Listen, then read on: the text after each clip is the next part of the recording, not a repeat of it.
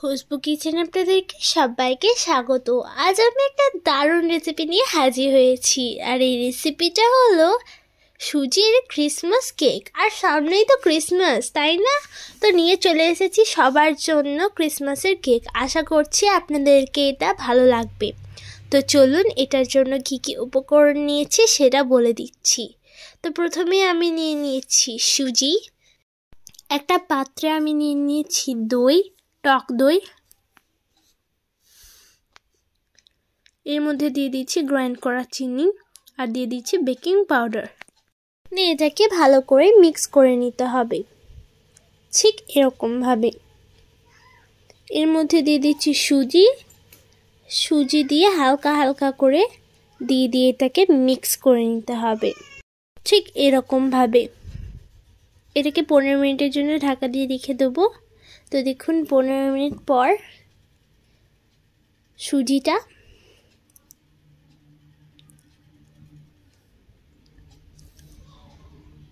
ঠিক ফুলে গিয়েছে। এরপর আমি দিয়ে দিয়েছি 1 কাপ পরিমাণ ময়দা,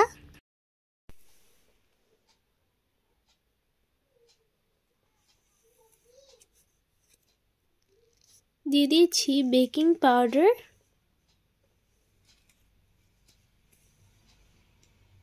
দিয়ে দিয়েছি বেকিং সোডা 1/2 চামচ, আর দিয়ে দিচ্ছি স্বাদ মতো লবণ। এটাকে ভালো করে চেলে নিতে হবে। এটাকে আমি ভালো করে মিক্স করে নিচ্ছি, ঠিক এরকম করে।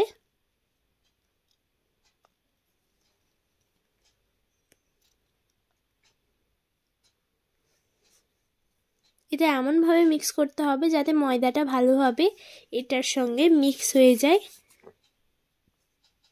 আর একটু পরিমাণ ময়দা দিয়ে দিয়েছি। এটাকে ভালো করে মিক্স করে নিচ্ছি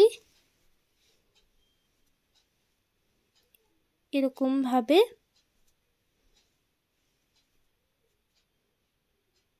এর মধ্যে দিয়ে দিচ্ছি 1 চামচ ভ্যানিলা এসেন্স। ভ্যানিলা এসেন্স দিলে এটা স্বাদে গন্ধতে কিন্তু খুবই সুন্দর লাগে। তো এটাকে আমি ভালো করে মিক্স করে নিয়েছি।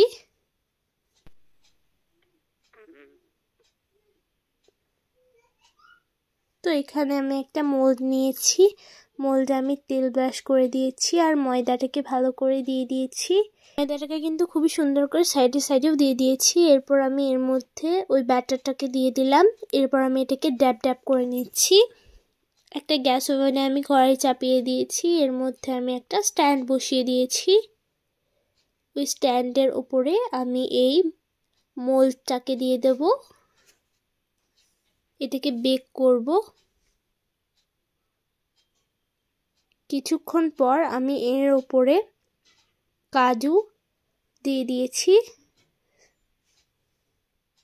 আসলে যদি আমি তখনই কাজুটা দিয়ে দিতাম তাহলে এটা আসলে কাজুটা ঢুকে যেত ভেতরে, তাই আমি একটু বেক হওয়ার পরেই দিয়েছি।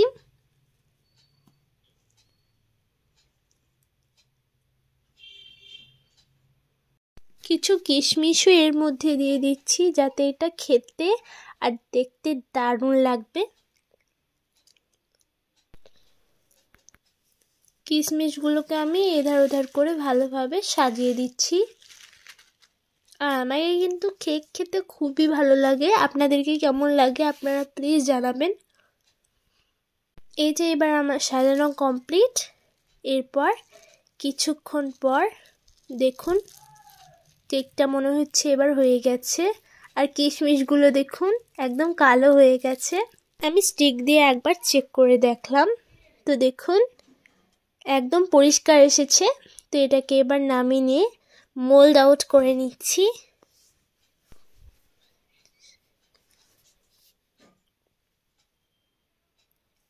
তো আমি হাতে করে এবার এটাকে এরকম করে সাইডে দেখছি যে এটা লেগে গিয়েছে নাকি না। এটা লাগেনি।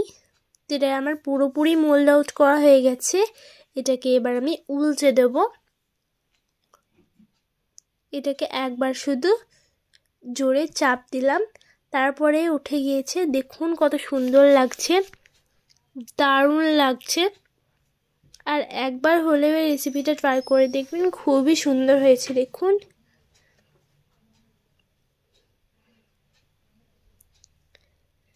এর গাটা দেখুন শুধু, আর খুবই সফট হয়েছে, দেখেই বোঝা যাচ্ছে।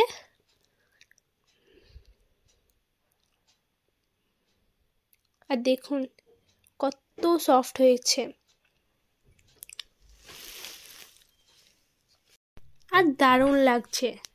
আমি এটাকে আপনাদেরকে কেটে দেখিয়ে দিচ্ছি যে এটা ভেতরটা কেমন হয়েছে। তো দেখুন, আর কেকটা বেক করতে আমার 40 থেকে 45 মিনিট লেগেছে। একবার হলেও এই রেসিপিটা ট্রাই করে দেখবেন। আজকের মতো বিদায় নিচ্ছি, ভালো থাকবেন, সুস্থ থাকবেন, আর পরের ভিডিওটার জন্য অপেক্ষা করবেন। আমাদের ভিডিওটাকে লাইক, শেয়ার, কমেন্ট আর সাবস্ক্রাইব করে দেবেন, এবং পাশে থাকা বেল আইকনটাও ক্লিক করে দেবেন যাতে অল নোটিফিকেশন সর্বপ্রথম আপনার কাছে পৌঁছায়।